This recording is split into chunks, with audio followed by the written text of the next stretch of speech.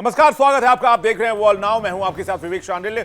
इस शो में हम बात करते हैं दुनिया भर की बड़ी खबरों की, वो खबरें जिसका सीधा असर दुनिया पर होता है। हम आपको ले चलेंगे दुनिया के कोने कोने में और बताएंगे क्या हेडलाइंस हैं, क्या बड़ी खबर है, दुनिया में क्या कुछ घट रहा है जो आपके लिए भी बहुत जरूरी है, जिसे जानना, जिसे समझना और जिसके डेप्थ में जाना, यानी गहराई से उस खबर की जानकारी रखना। बात होगी आज दुनिया की कुछ ऐसी दिलचस्प खबरों की जिसके बारे में आपको जानकर अच्छा भी लगेगा। बात करेंगे सबसे पहले दुनिया के सबसे एक्टिव ज्वालामुखी किलुआ के बारे में, जो फिर से फट पड़ा है और आसमान में 1300 फीट ऊपर तक लावा निकला है। किलुआ ज्वालामुखी जो हवाई द्वीप समूह में स्थित है, पिछले कुछ हफ्तों के बाद से यह फिर से सक्रिय हो गया। इस बार इसके विस्फोट ने हर किसी को हैरान कर दिया। 1300 फीट तक लावा का विस्फोट होने से इलाके में बड़ी हलचल मच गई। जानकारों का कहना है कि इस विस्फोट से आसपास के इलाकों में मलबा, गैस और राख का बड़ा खतरा हो सकता है। इस ज्वालामुखी का इतिहास क्या कहता है, आखिर कितने दिन से ये एक्टिव हुआ था, अब इसके बाद क्या सिचुएशन बना है, सब कुछ जानेंगे डिटेल से वर्ल्ड नाउ में। वर्ल्ड नाउ में अगली खबर की बात करेंगे बांग्लादेश की। जी हां, वही बांग्लादेश जो कुछ महीनों पहले सुलग रहा था, वही बांग्लादेश एक बार फिर से सुलगा है। ढाका में संसद के पास प्रदर्शनकारियों ने जुलाई चार्टर पर हस्ताक्षर का विरोध किया। पुलिस ने आंसू गैस दागे, लाठीचार्ज किया और यहां तक कि हैंड ग्रेनेड का भी इस्तेमाल किया है। एनसीबी ने दस्तावेज पर हस्ताक्षर से इनकार कर दिया। प्रदर्शनकारियों ने कम से कम 2 पुलिस वाहनों को आग के हवाले कर दिया। संसद भवन के सामने बने अस्थायी स्वागत कक्ष, अस्थायी नियंत्रण कक्ष और फर्नीचर में आग लगा दी गई। पुलिस ने खदेड़ने के लिए बल प्रयोग किया। अधिकारियों ने उन्हें संसद परिसर में बाहर खदेड़ दिया। कई प्रदर्शनकारियों की डंडे से पिटाई की गई। यानी बांग्लादेश में सिचुएशन एक बार फिर से डिरेल होने की कगार पर है। बांग्लादेश में स्टेबिलिटी नाम की चीज नहीं बची है जब से वो पाकिस्तान के इशारे पर, अमेरिका के इशारे पर चल रहा है। इस खबर की डिटेल आपको देंगे। इस प्रदर्शन की वजह क्या थी, जुलाई चार्टर क्या है, हर एक बारीक जानकारी वर्ल्ड नाउ में आपके सामने होगी। इसके बाद वर्ल्ड नाउ में बात करेंगे चीन की। चीन में शी जिनपिंग ने अपने करीबी सैन्य अधिकारियों को, हे वेईडोंग जिनका नाम है और मियाओ हुआ जिनका नाम है, उनको बर्खास्त कर दिया है। यह कार्रवाई ऐसे समय में हुई है जब बीजिंग में पार्टी का 4th प्लेनम होने जा रहा है, जिसमें सैकड़ों वरिष्ठ अधिकारी शामिल होंगे। कहा जा रहा है कि चीन में कहीं कोई तख्ता पलट की साजिश तो नहीं चल रही, जिसे काउंटर करने की कोशिश कर रहे हैं शी जिनपिंग। सत्ता बचाने की रणनीति और तख्ता पलट की आशंका की चर्चाएं तेज हो गई है। वहीं इसके बाद बातचीत करेंगे फ्रेंडशिप टनल की। रूस और अमेरिका के बीच दशकों से चली आ रही तनातनी क्या दोस्ती में बदल जाएगी? अगर ऐसा हुआ तो यह सबसे बड़ी खबर होगी, दुनिया की सबसे बड़ी ब्रेकिंग न्यूज होगी। वर्ल्ड नाउ में आज इसको समझने की कोशिश करेंगे। अमेरिका और रूस दोस्ती करने पर विचार कर रहे हैं और ऐसा हुआ तो सबसे बड़ा नुकसान यूक्रेन का होगा, वोलोदिमीर ज़ेलेंस्की का होगा। और इस विचार ने पूरी दुनिया को हैरान कर दिया है। दरअसल रूसी राष्ट्रपति पुतिन और अमेरिकी राष्ट्रपति डोनाल्ड ट्रंप के बीच फोन कॉल पर लंबी बातचीत हुई थी, जिसकी जानकारी वर्ल्ड नाउ में कल के शो में हमने आपको दी थी और इसके डिटेल में भी हमने आपको बात बताई थी। अब मॉस्को से कहा जा रहा है, दावा किया जा रहा है, एक अनोखा प्रस्ताव आया है जो अमेरिका और रूस को जोड़ेगा। इसे एक अत्याधुनिक टनल के साथ, हाई टेक्नोलॉजी टनल के साथ जोड़ा जाएगा और डायरेक्ट कनेक्ट करेंगे अमेरिका और रूस आपस में। क्या तैयारी है? कहा जा रहा है कि इलॉन मस्क को इसे बनाने की जिम्मेदारी दी जा सकती है। तो क्या तैयारी है, कैसे जोड़ने की तैयारी है, टनल कैसे बनेगा, अलास्का की क्या भूमिका है? क्योंकि पिछली बार जब मीटिंग हुई थी पुतिन और ट्रंप में तो अलास्का में ही हुई थी। तो वर्ल्ड नाउ में जानिए हर एक डिटेल इस खबर के बारे में। लेकिन सबसे पहले सबसे बड़ी हैपनिंग जो हुई है उसके बारे में आपको बताते हैं। दुनिया का सबसे एक्टिव ज्वालामुखी किलुआ एक बार फिर से एक्टिव हो गया है। इस बार इसकी लपटें आसमान को चीरती नजर आ रही हैं। तस्वीरें आप देखिए। इस तस्वीर को अगर आप देखेंगे तो आप समझ जाएंगे कि ये किसी फिल्म की तस्वीर नहीं है, ये किसी ग्राफिक्स या वीएफएक्स की तस्वीर नहीं है। 1300 फीट ऊंचाई तक उठता ये लावा ज्वालामुखी से ये हवाई की तस्वीर है, जहां पर एक ज्वालामुखी फट पड़ा और इस तस्वीर को देखकर हर किसी ने अपने दांतों तले उंगली दबा ली। 1300 फीट हवा में ये लावा उड़ रहा है, आपको अपनी आंखों पर यकीन नहीं होगा। और उसके बाद की तस्वीर देखिए किस तरह से ये लावा बहता हुआ नजर आ रहा है ज्वालामुखी के फटने के बाद। और ये रियल विजुअल्स हैं, ये कोई ग्राफिक्स नहीं है, ये कोई एनिमेशन नहीं है। जरा फुल स्क्रीन तस्वीरें आपको फिर से दिखाते हैं और कहानी बताते हैं कि यहां पर हुआ क्या है। माउंट किलवा से उठी आग और लावा की ये लपटें आसपास के इलाकों को धधका रही हैं। अब तक का सबसे शक्तिशाली धमाका इसे माना जा रहा है। यह किलवा का एपिसोड 35 है, यानी सक्रिय ज्वालामुखी में अब तक 35वीं घटना सामने आई है जो इस समय अपने चरम पर है। किलवा ज्वालामुखी क्यों फटा है?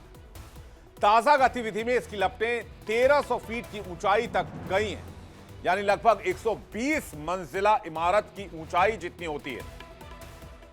आप अंदाजा लगा लीजिए कि 120 मंजिला इमारत की ऊंचाई के बराबर यह आग की लपटें और लावा निकली ज्वालामुखी से। ज्वालामुखी के दक्षिणी हिस्से से कई बार लावा निकला और फिर वापस अंदर चला गया, जबकि उत्तरी हिस्से में बीच बीच में लावा के छींटे दिखाई देते रहे। इस बीच अमेरिकी जियोलॉजिकल सर्वे ने चेतावनी जारी की है कि 18 से 20 अक्टूबर के बीच इसके और भी ज्यादा उग्र होने की आशंका है। यूएसजीएस की टीम लगातार गतिविधियों पर नजर बनाए हुए है। ज्वालामुखी के शिखर पर तापमान, दबाव और गैस की मात्रा का विश्लेषण किया जा रहा है। अब इस ज्वालामुखी के बारे में भी जान लीजिए। किलवा जिसका नाम है, ये इसके बारे में डिटेल क्या है। हवाई द्वीप में यह ज्वालामुखी पड़ता है और एक सक्रिय शील्ड ज्वालामुखी है।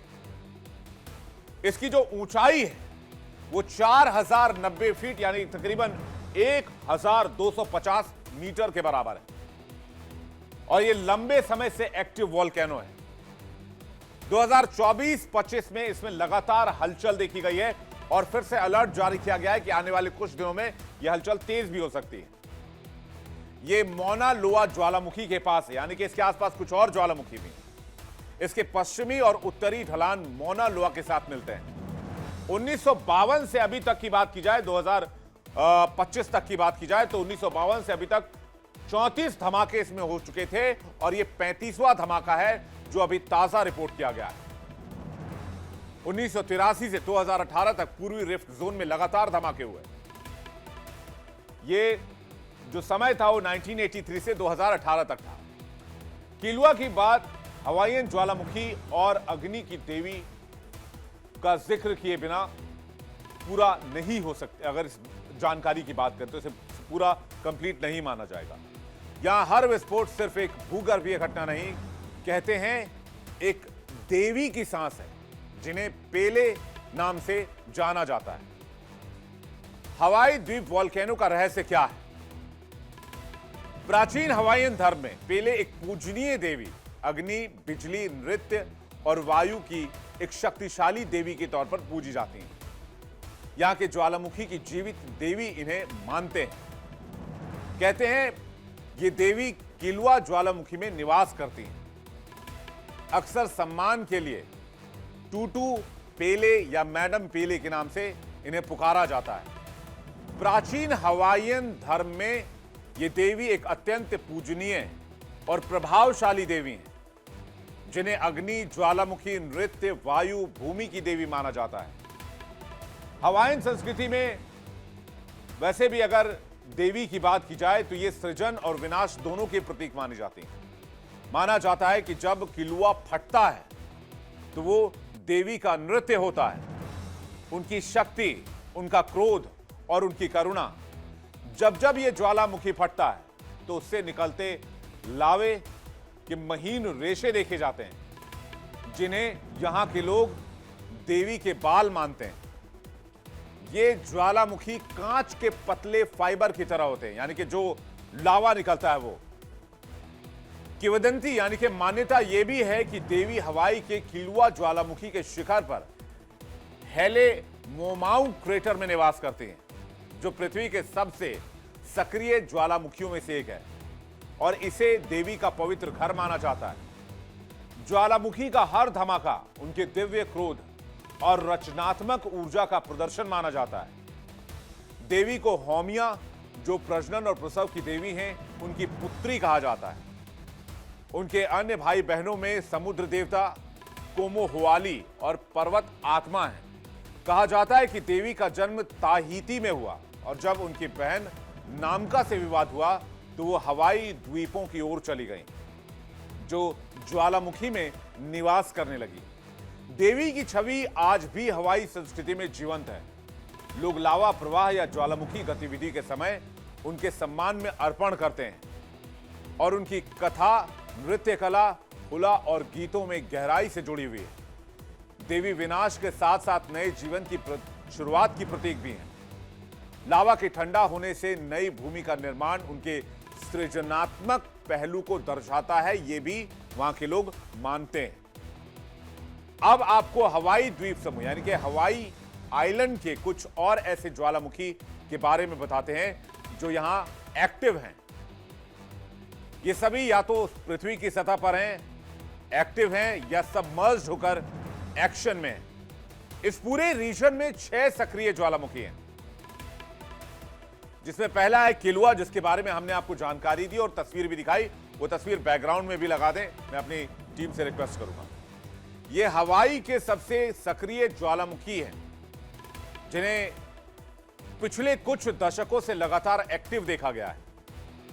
यह ज्वालामुखी हवाई के बिग आइलैंड पर स्थित, और इसका लावा जो है वो डायरेक्ट समुद्र में जाता है। यहां 2018 में भी एक बहुत बड़ा धमाका हुआ था, जिसने काफी तबाही मचाई थी। इसके बाद जो दूसरा ज्वालामुखी है वो मौना लोआ ज्वालामुखी है।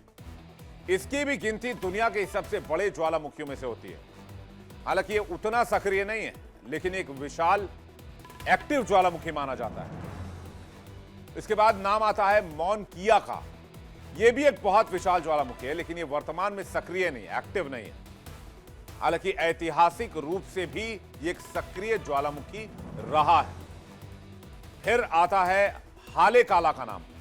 हाले काला का ज्वालामुखी माऊ आई द्वीप पर स्थित है। ये एक स्लीपिंग ज्वालामुखी है। आखिरी धमाका इसमें 1790 में रिकॉर्ड किया गया था। हालांकि ये सक्रिय नहीं है, लेकिन वैज्ञानिक मानते हैं कि सक्रिय है। फिर नाम आता है लोनो ज्वालामुखी का। यह समुद्र के नीचे स्थित है, हवाई के साउथ में यानी कि दक्षिण में। समय समय पर इसमें धमाका रिकॉर्ड किया गया है और कहा जाता है कि वर्तमान में भी समुद्र के नीचे सक्रिय है। फिर नाम आता है कोलाऊ ज्वालामुखी का। यह सबसे पुराना एक्टिव ज्वालामुखी है, लेकिन वर्तमान में यह ठंडा पड़ा हुआ है। पिछले कुछ लाख वर्षों से भी यह सक्रिय नहीं हुआ है, लेकिन लोग मानते हैं कि कभी भी सक्रिय हो सकता है। जानकार और विशेषज्ञ मानते हैं। तो धरती के गर्भ से निकलती ये आग न सिर्फ डरावनी है, बल्कि विज्ञान के लिए हमेशा से कौतूहल का विषय रही है, रहस्य का विषय। किलुआ फिलहाल शोले उगल रहा है और इसकी हर हरकत पर वैज्ञानिकों की पैनी नजर है। आगे क्या होगा 18 से 20 अक्टूबर के बीच तय हो सकता है, इसलिए इस खबर पर भी हमारी नजर रहेगी, क्योंकि यूएसजीएस ने इसे लेकर अलर्ट जारी किया है। अब आपको लिए चलते हैं हवाई आइलैंड से सीधा बांग्लादेश। वर्ल्ड नाउ की अगली खबर। बांग्लादेश की सड़कों पर कोहराम मचा हुआ है। देश में एक बार फिर से उथल पुथल है। पिछले साल जहां शेख हसीना की सरकार को तख्ता पलट कर दिया गया, एक बार फिर से वहां लोग उबल रहे हैं। तस्वीरें आप देख लीजिए। यह तस्वीर बांग्लादेश के ताजा हालात की तस्वीर है। वहां पर जुलाई चार्टर का विरोध हो रहा है और पार्लियामेंट के बाहर हो रहा है। मोहम्मद यूनुस से बांग्लादेश कंट्रोल नहीं हो रहा है, मैं आपको पहले ही बता रहा हूं। और यूनुस का विरोध कैसे हो रहा है, जुलाई चार्टर का विरोध कैसे हो रहा है, लोग किस तरह से प्रोटेस्ट कर रहे हैं, इन तस्वीरों को देखकर अंदाजा लगाया जा सकता है। अब आपको कुछ हंगामों की तस्वीर, आगजनी की तस्वीर भी दिखाते हैं कि वहां की सड़क पर किस तरह से हंगामे और जो है उथल पुथल देखी जा रही है। ये देखिए तस्वीर, किस तरह से इस बिल्डिंग को आग के हवाले कर दिया गया बांग्लादेश में। मोहम्मद यूनुस दावा कर रहा था कि उसने बांग्लादेश को कंट्रोल कर लिया है, लेकिन बांग्लादेश में कुछ भी कंट्रोल नहीं है। यूनुस के बस के बात कुछ है ही नहीं। यूनुस ने बांग्लादेश को सिर्फ तबाही, बर्बादी और आर्थिक कंगाली दी है। मोहम्मद यूनुस की अंतरिम सरकार के खिलाफ वहां के लोग सड़क पर उतर आए हैं और यह तस्वीर आप देख लीजिए। ये कोई एक दो लोग नहीं है। राजधानी ढाका में संसद भवन के बाहर पुलिस और प्रदर्शनकारियों के बीच झड़प हो गई, जहां जेंजी बड़ी संख्या में पार्लियामेंट के बाहर पहुंच गए और आर्मी उतारनी पड़ी मुनीर को, इस भीड़ को, इस प्रोटेस्ट को कंट्रोल करने के लिए। बता दें आपको कि बांग्लादेश में जो पाकिस्तान के कंट्रोल में चल रहा है इन दिनों, आईएसआई के इशारे पर चल रहा है, मुनीर के इशारे पर चल रहा है, वहां यूनुस के इशारे पर इस प्रोटेस्ट को दबाने की कोशिश की जा रही है, जो अंतरिम सरकार का हेड माना जा रहा है। ढाका की सड़कों पर हजारों प्रदर्शनकारी उतर आए, जिनमें ज्यादातर जेनजी हैं, और ये वही लोग हैं जिन्होंने पिछले साल शेख हसीना की सरकार को हटाकर वहां पर यूनुस की सरकार लाई, कार्यवाहक सरकार लाई। लेकिन यूनुस आईएसआई के कंट्रोल में, यूनुस मुनीर के कंट्रोल में। इसलिए आईएसआई बांग्लादेश को पाकिस्तान बनाना चाहता है। बीते दिन बांग्लादेश की 25 पॉलिटिकल पार्टियों ने जुलाई नेशनल चार्टर पर साइन किया। अब आपको बताते हैं कि असली कहानी क्या है। इस चार्टर को रिफॉर्म रोड मैप बताकर शेख हसीना की आवामी लीग को फासिस्ट करार देने की साजिश की जा रही है। और इस पूरी साजिश में सरदार की भूमिका में चीफ एडवाइजर मोहम्मद यूनुस है, जो आसिम मुनीर के कंट्रोल में, आईएसआई के कंट्रोल में, जिन्होंने इस कवायद को ट्यून ऑफ यूनिटी गाना बताया है। यानी सिर्फ और सिर्फ यूनुस की सरकार रहेगी, बाकी किसी भी पार्टी को वहां जगह नहीं दी जाएगी, बाकी पार्टियों को फासिस्ट करार दिया जाएगा। यही वजह है कि बांग्लादेश में माहौल गर्मा गया है और मुनीर और यूनुस की जो यारी है, यह बांग्लादेशियों पर भारी पड़ रही है। प्रदर्शन के दौरान पुलिस और प्रदर्शनकारियों में महाभिड़ंत हो गई, जिसकी तस्वीर इस वक्त आप देख रहे हैं। सुरक्षा बलों ने भीड़ को तितर बितर करने के लिए आंसू गैस के गोले दागे, लाठियां चलाई। प्रदर्शनकारियों ने भी पुलिस पर पत्थरबाजी की और कई जगह वाहनों को नुकसान पहुंचाया। अब समझिए कि जुलाई नेशनल चार्टर क्या है, जिसके खिलाफ यह प्रदर्शन शुरू हुआ है। यह चार्टर बांग्लादेश की नेशनल कंसेंसस कमीशन एनसीसी ने तैयार किया है। यह चार्टर किन बातों से जुड़ा हुआ है? इसमें कई अहम सुधारों, सो कॉल्ड सुधारों कह रहा हूं क्योंकि यह एक एजेंडा लग रहा है अभी तक, जिसके खिलाफ बांग्लादेश के लोग सड़क पर आ गए हैं। इसमें कई अहम सुधारों की बात शामिल है। संसद में कार्यवाहक सरकार का गठन, संवैधानिक संस्थाओं की नियुक्ति, ऑडिटर जनरल, कंट्रोलर और लोकपाल जैसे पदों के लिए नियम। यह चार्टर जो यूनुस की अध्यक्षता में स्थापित होगा, राष्ट्रीय सहमति आयोग और राजनीतिक दलों के बीच लंबी बातचीत के बाद तैयार किया गया। विभिन्न क्षेत्रों के लिए 80 से अधिक प्रस्तावों को इसमें शामिल किया गया। कमीशन ने सभी राजनीतिक दलों से अपील की कि वो सत्ता में आने के 2 साल के भीतर इन सुधारों को लागू करने का वादा करें। लेकिन बहुत सारी पॉलिटिकल पार्टीज ऐसी हैं जो इसे मानने के लिए तैयार नहीं। पार्टी के संयोजक नाहिद इस्लाम ने कहा कि कुछ राजनीतिक दल धोखा देकर राष्ट्रीय सहमति के नाम पर दस्तावेज तैयार करवा रहे हैं। सैकड़ों प्रदर्शनकारी जुलाई चार्टर के हस्ताक्षर समारोह के लिए बनाए गए मंच के सामने इकट्ठा हो गए। जब सुरक्षा बलों के सदस्यों ने उन्हें रोकने की कोशिश की तो प्रदर्शनकारी नारे लगाने लगे। उन्होंने 2 पुलिस वाहनों को नुकसान पहुंचाया। अस्थायी स्वागत कक्ष और अस्थायी नियंत्रण कक्ष और सांसद भवन के सामने बनाए गए फर्नीचर को आग के हवाले कर दिया। वहां आगजनी शुरू कर दी, हिंसा शुरू कर दी। बांग्लादेश के संसद भवन के सामने जैसे ही हिंसा भड़की, यूनुस के हाथ पांव फूल गए और जो हंगामा हुआ उसके पीछे कई कारण बताए जा रहे हैं। इस घटना में गुस्साए लोगों ने संसद भवन के कुछ हिस्सों में आग लगा दी। यह घटना बांग्लादेश की पॉलिटिकल इंस्टेबिलिटी और सिविल राइट्स के हनन को लेकर बढ़ते असंतोष की तरफ भी इशारा कर रही है। यानी मोहम्मद यूनुस से सिचुएशन कंट्रोल नहीं हो पा रही है बांग्लादेश के अंदर।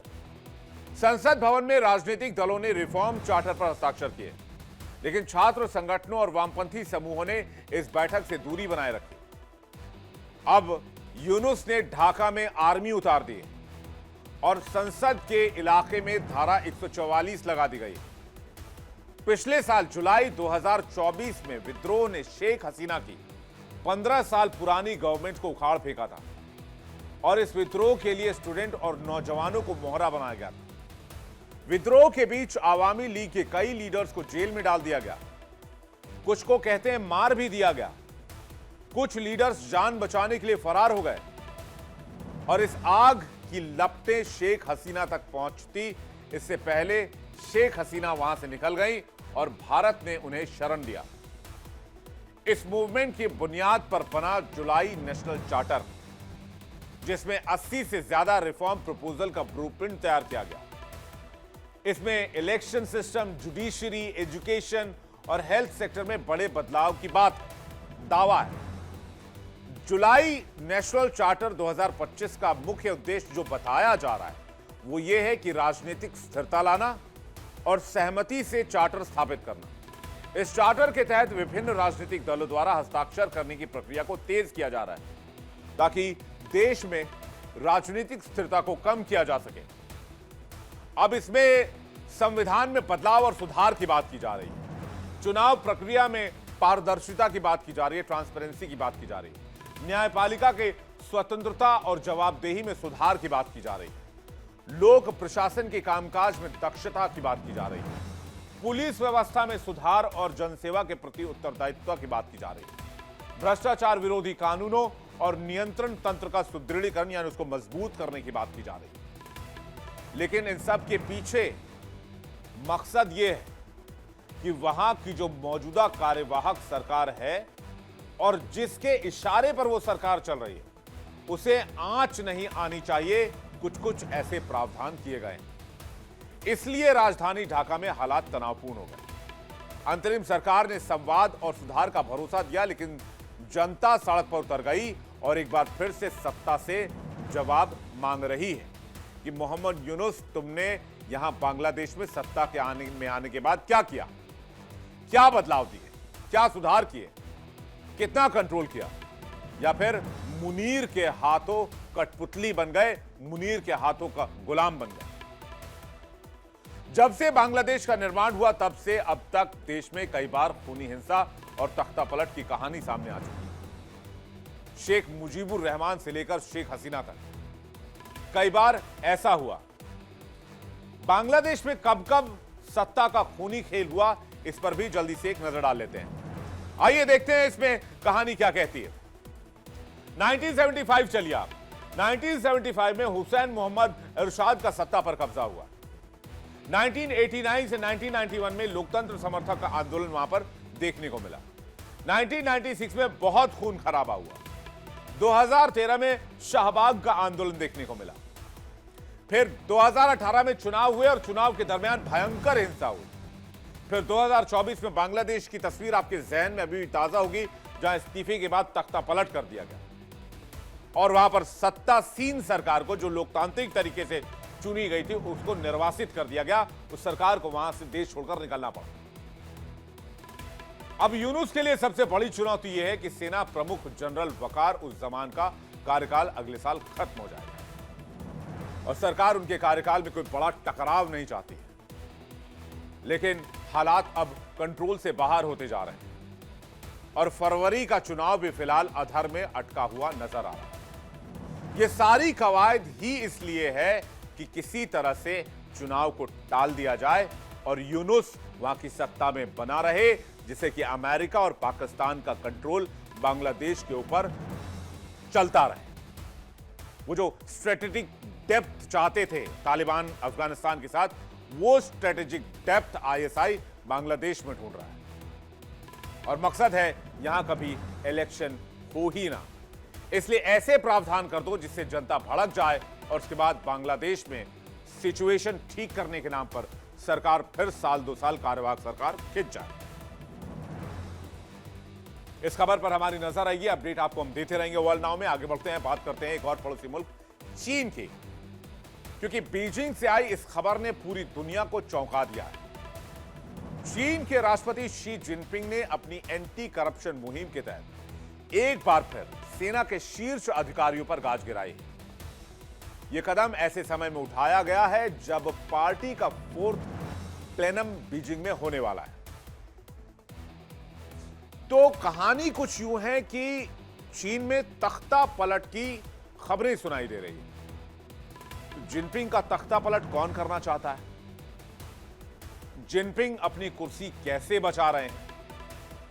और यह भ्रष्टाचार पर कार्रवाई की जो बात की जा रही है, इसके पीछे की असली खबर क्या है?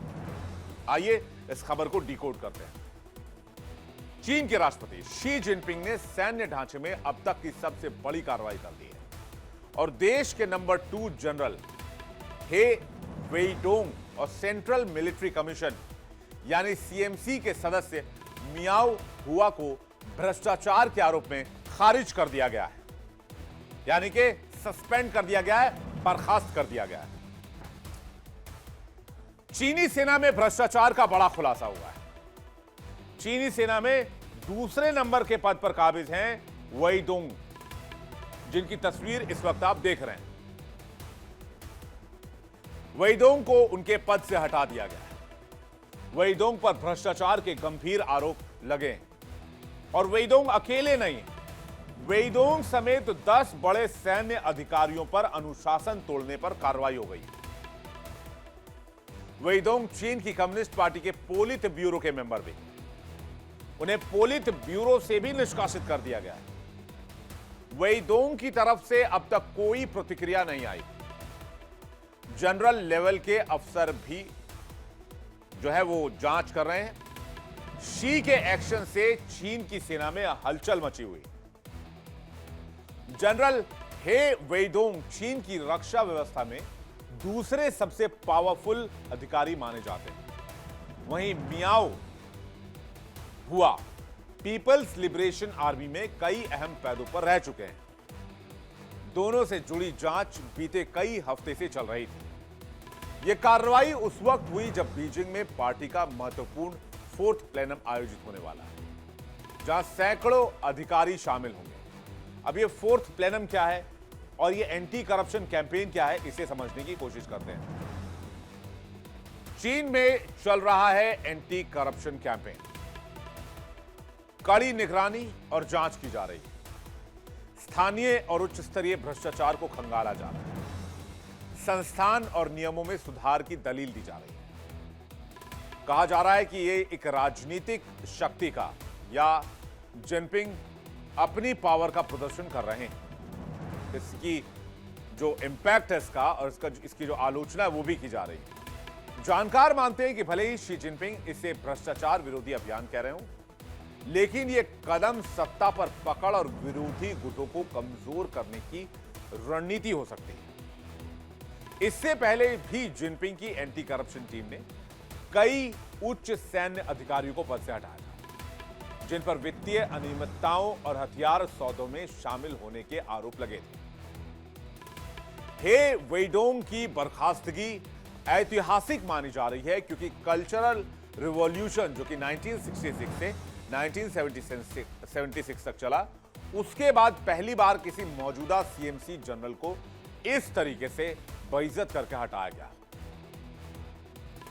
क्योंकि वेइडोंग जिनपिंग के बहुत करीबी माने जाते थे और पीएलए यानी कि पीपल्स लिबरेशन आर्मी में तीसरे सबसे ताकतवर अधिकारी थे।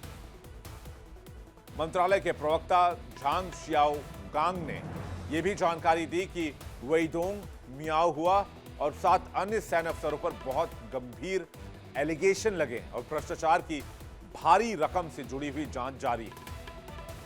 शी जिनपिंग पिछले 1 दशक से जीरो टॉलरेंस पॉलिसी पर काम कर रहे हैं। उनके मुताबिक भ्रष्टाचार पार्टी के लिए सबसे बड़ा खतरा है, लेकिन कई विशेषज्ञ इसे सत्ता के केंद्रीकरण का औजार मान रहे हैं। विश्लेषकों का कहना है कि यह कदम संभावित तख्तापलट या असंतोष की आशंका को खत्म करने की साजिश भी हो सकती है। अब ये टाइमिंग भी बहुत इंपॉर्टेंट है। वेइडोंग को ऐसे वक्त में हटाया गया है जब चीन में जिनपिंग के उत्तराधिकारी को लेकर चर्चा तेज है। ऐसे में वेइडोंग का कद समझना बहुत जरूरी है। कहीं ये कोई पॉलिटिकल वेंडेटा तो नहीं जिस तख्ता पलट की बात की जा रही है। वेइडोंग का जन्म 1957 में चीन के फुजियान प्रांत में हुआ। शुरुआती पढ़ाई लिखाई अपने गांव के स्कूल से ही की। इसके बाद सैन्य शिक्षा के लिए वो नानजिंग मिलिट्री एकेडमी चले गए। इसके बाद वो पीएलए में भर्ती हुए और धीरे धीरे पदोन्नति प्राप्त करते गए। सैन्य करियर 2013 जियांगसू प्रांतीय सैन्य जिले के कमांडर नियुक्त किए गए। 2014 में शंघाई गैरिसन में कमांडर बन गए। 2016 में पश्चिमी थिएटर कमांड ग्राउंड फोर्स के कमांडर बन गए। 2018 में पूर्वी थिएटर कमांड का चीफ बनाया गया। यह चीन के उन सबसे महत्वपूर्ण इलाकों में से एक है जो ताइवान स्ट्रेट और जापान से लगे हुए हैं। केंद्रीय स्तर पर भी पदोन्नति हुई। साल 2022 में सेंट्रल मिलिट्री कमीशन में उपाध्यक्ष बनाया गया। चीनी सेना में दूसरे सबसे शक्तिशाली व्यक्ति माने गए। साथ ही उन्हें चीनी कम्युनिस्ट पार्टी सीसीपी के पॉलिट ब्यूरो का मेंबर भी बनाया गया। लेकिन जब से विवाद हुआ है तब से लापता बताए जा रहे हैं। 2024 में शी जिनपिंग और हे वेइडोंग के बीच संबंध बिगड़ गए थे। इसके बाद वो सार्वजनिक रूप से बहुत कम दिखाई देते हैं और कहा जाता है कि उसके बाद से कुछ समय से वो दिखाई ही नहीं दिए। वेइडोंग को लापता बताया जा रहा है। वेस्टर्न एनालिस्ट का मानना है कि इस कार्रवाई का असर चीन की सैन्य स्थिरता और बाहरी रणनीति पर हो सकता है, खासकर ऐसे समय में जब बीजिंग ताइवान और दक्षिण चीन सागर के मोर्चों पर सक्रिय है। तो क्या शी जिनपिंग की सफाई मुहिम वाकई भ्रष्टाचार के खिलाफ है या फिर सत्ता को और मजबूत करने की चाल, या अपनी कुर्सी को पुख्ता करने का एक और तरीका? चौथे प्लेनम के नतीजों और इस अभियान की अगली कड़ी पर अब सबकी निगाहें टिकी हुई हैं कि यहां से आगे क्या होगा। रूस और अमेरिका क्या दोस्ती के रास्ते पर चलना चाहते हैं? जी हां, बिल्कुल सही सुन रहे हैं आप। रूस और अमेरिका दोस्ती करना चाहते हैं, दोस्ताना रिलेशन बनाना चाहते हैं। लेकिन कैसे और क्यों, और यह खबर कैसे सामने आई है? रूस और अमेरिका के बीच दशकों से चली आ रही तनातनी के बीच एक ऐसी खबर सामने आई है जिसने पूरी दुनिया को चौंका दिया है। यह तस्वीर तो आपने देखी होगी अलास्का की, जहां गर्मजोशी के साथ व्लादिमीर पुतिन और डोनाल्ड ट्रंप मुलाकात करते नजर आए थे। रूसी राष्ट्रपति व्लादिमीर पुतिन और अमेरिका के राष्ट्रपति डोनाल्ड ट्रंप के बीच फोन कॉल पर कल एक लंबी बातचीत हुई। लगभग कहते हैं 2.5 घंटे की बातचीत हुई है और क्रेमलिन की तरफ से यह कहा गया है, प्रस्ताव आया है, मतलब यह प्रस्ताव मिला है अमेरिका को, ऐसा दावा किया जा रहा है कि अमेरिका और रूस के बीच एक फ्रेंडशिप टनल बनाई जाए और जो दोनों देशों को कनेक्ट करे। इन दोनों देशों को जोड़ने वाले शांति के पुल के तौर पर इसे पेश किया जा रहा है। तो ये टनल कैसा होगा, क्या प्लानिंग है, कितना पैसा लगेगा, कौन बनाएगा और मकसद क्या है, इरादा क्या है, सब कुछ डिकोड करते हैं। क्रेमलिन के प्रतिनिधि किरिल दिमित्रिएव ने फोन पर बातचीत के बाद घोषणा की कि रूस अमेरिका के बीच बियरिंग स्ट्रेट के नीचे एक 100 किलोमीटर लंबा टनल बनाना चाहता है। उन्होंने कहा कि प्रोजेक्ट न केवल इंजीनियरिंग का एक नायाब नमूना होगा, बल्कि दुनिया के 2 सबसे शक्तिशाली देशों के बीच नई दोस्ती का प्रतीक भी बनेगा। कैसा होगा पुतिन ट्रंप फ्रेंडशिप टनल, यह समझिए। 112 किलोमीटर लंबा टनल बनाने की तैयारी चल रही है, जिस पर अनुमानित लागत जो है वो $65 बिलियन है। मिलियन नहीं, $65 बिलियन। इसको आप करेंसी में कन्वर्ट करेंगे तो 5,40,000 करोड़ रुपए। यह सुरंग रूस के चुकोटका इलाके और अलास्का को कनेक्ट करेगी। एलन मस्क की कंपनी द बोरिंग कंपनी इस टनल को बनाने का काम करेगी, यह भी खुलासा हुआ है। अब टनल से होगा यह कि टनल से रूस और अमेरिका डायरेक्ट कनेक्ट हो जाएंगे। इससे यूरोप से एशिया तक एक अखंड रेल और सड़क मार्ग तैयार हो पाएगा। लेकिन कुछ लोग कहेंगे कि यह बढ़िया आइडिया है, यह बहुत लेटेस्ट आइडिया है, लेकिन यह विचार नया नहीं है। जी हां, इसमें भी उतनी ही सच्चाई है। 1963 में Kennedy Khrushchev world peace bridge नाम की एक प्रस्तावित योजना तैयार की गई। उसमें भी प्लानिंग यही थी कि रूस और अमेरिका को टनल से कनेक्ट किया जाए। तब जॉन एफ कैनेडी अमेरिका के प्रेसिडेंट हुआ करते थे, लेकिन यह योजना प्रस्तावित ही रह गई। इसे कभी अमली जामा नहीं पहनाया जा सका, इसे साकार नहीं किया जा सका। अब पुतिन और ट्रंप इस प्रोजेक्ट के बारे में सोच रहे हैं, लेकिन सोचने में लोग ये सवाल उठा रहे हैं कि जो दो सबसे बड़े जानी दुश्मन हैं, यानी कि अमेरिका और रूस, वो दोस्ती की बात कैसे कर रहे हैं, वो टनल बनाने की बात कैसे कर रहे हैं, और पुतिन के दिमाग में क्या चल रहा है। और इससे भी बड़ा सवाल ये कि इतनी बड़ी परियोजना का खर्च उठाएगा कौन। वर्तमान में रूस की आर्थिक स्थिति और अमेरिका रूस के बीच तनाव को देखते हुए यह असंभव सा लगता है। यानी यह भी हो सकता है कि 1963 के पीस ब्रिज की तरह यह भी प्रस्तावित ही रह जाए। एक्सपर्ट के मुताबिक केवल टनल ही नहीं बल्कि इसके दोनों ओर हजारों किलोमीटर नई रेल लाइन और इंफ्रास्ट्रक्चर बनाना होगा। यह लागत को दोगुना कर सकता है। बेरिंग स्ट्रेट का इलाका भी समझ लीजिए, यह बहुत ही ठंडा और बर्फीला इलाका है। तापमान -30 डिग्री तक गिर जाता है और जमीन ज्यादातर समय जमी रहती है, परमानेंट फ्रॉस्ट रहती है, जिसे पर्मा फ्रॉस्ट भी कह सकते हैं। ऐसे में यहां टनल खोदना और साल भर काम करना एक बहुत नामुमकिन सा टास्क है। यही वजह है कि विशेषज्ञ इसे रियलिटी से ज्यादा ड्रीम प्रोजेक्ट कहते हैं। जानकारों ने इस प्रस्ताव को भी संदेह की नजर से देखा है। कुछ विशेषज्ञों ने इसे रूस यूक्रेन युद्ध से ध्यान भटकाने का तरीका बताया। यानी पुतिन चाहते हैं कि अमेरिका यूक्रेन की तरफ ना सोचकर किसी दूसरे प्रोजेक्ट की तरफ उलझ जाए। वहीं अमेरिका की तरफ से इलॉन मस्क, ट्रंप या व्हाइट हाउस की तरफ से इस प्रस्ताव पर अभी कोई आधिकारिक प्रतिक्रिया नहीं आई है, लेकिन तकनीकी रूप से अगर देखा जाए तो यह संभव है, और राजनीतिक और आर्थिक परिस्थितियों से देखा जाए तो यह संभव है। फिर भी यह बहुत ट्रेंडिंग टॉपिक बना हुआ है रूस और अमेरिका के बीच दोस्ती, क्योंकि यह आधुनिक युग की शांति की इंजीनियरिंग का प्रतीक माना जाएगा। अगर ऐसा होता है, पॉसिबिलिटीज होती है, बनते हैं। लेकिन जिस अलास्का को जोड़ने की बात की जा रही है, वो उस अलास्का की कहानी क्या है। आपको याद होगा पुतिन और अमेरिकी राष्ट्रपति डोनाल्ड ट्रंप के बीच जो मुलाकात हुई थी वो अलास्का में ही हुई थी, और जो फ्रेंडशिप टनल बनाने की बात की जा रही है वो रूस से अलास्का तक बनाने की बात की जा रही है। अलास्का उत्तरी ध्रुव के नजदीक कनाडा से सटी वो जगह है जो कभी रूस का ही हिस्सा हुआ करती थी, लेकिन आज वो अमेरिका के पास है। कहानी बहुत दिलचस्प है। 158 साल पहले रूस ने इसे अमेरिका को सिर्फ 45 करोड़ में बेच दिया था, और यह एक ऐतिहासिक फैसला था जिसके पीछे कई कारण थे, जिनमें प्रमुख था रूस का आर्थिक संकट और अमेरिकी विस्तार की गति। दरअसल उस समय रूस को डर था कि अगर युद्ध हुआ तो ब्रिटेन की मदद से अमेरिका अलास्का पर कब्जा कर सकता है, और रूस की आर्थिक स्थिति भी कुछ कमजोर चल रही थी।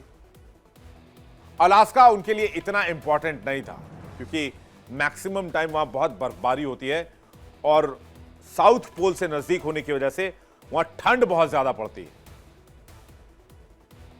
लेकिन सबसे बड़ा कारण था रूस की सीमा की सुरक्षा, और अलास्का इतना बड़ा इलाका था कि वहां बड़ी संख्या में सैनिक डिप्लॉय करने की हालत में रूस नहीं था। रूस ने महसूस किया कि अलास्का उसके सैन्य और रणनीतिक दृष्टिकोण से बहुत ज्यादा फायदेमंद नहीं है। दूसरी ओर अमेरिका के लिए सौदा एक बड़ी सौगात साबित हुआ, क्योंकि अलास्का में खनिज संसाधनों और प्राकृतिक संसाधनों का एक बहुत बड़ा विशाल भंडार है।